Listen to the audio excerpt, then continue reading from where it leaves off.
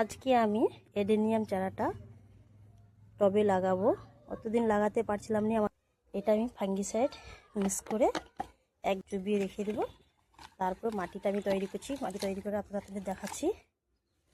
Adenium গাছের মাটি 20% মাটি, 20% বালি, 20% ভার্মি কম্পোস্ট, আর এটা আমার এক মুঠো মিক্সার নিয়েছি।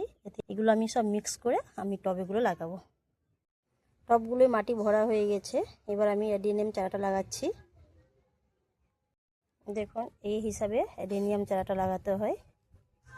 মাটির উপরে থাকবে, শিকড়েরটা ভিতরে যেন না থাকে। আমি মাটি দিয়ে দিলাম।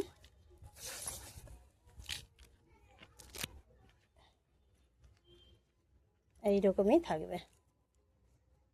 আমি দুটো লাগালাম।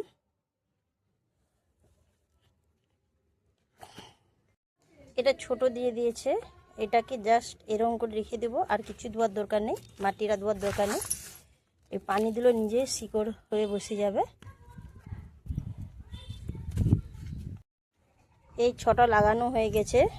এই দুটো বড় দিয়েছে আর নারের সবগুলো ছোট ছোট দিয়েছে। আর এটা আমি ভালো করে, এডেনিয়াম গাছ আছে আমার, গাছটা ছাদের তলায় থাকবে না কেন, তাই জন্য আমি মিশো থেকে অনলাইনে অর্ডার করেছিলাম। এডেনিয়াম চারাগুলো পানিতে দিলাম। যতক্ষণ না একদম দিয়ে দিলাম পুরো ভিজিয়ে, যতক্ষণ না পুরোটা মাটিটা ভালোভাবে শুকিয়ে, ততক্ষণ আর পানি আমি দেবো না।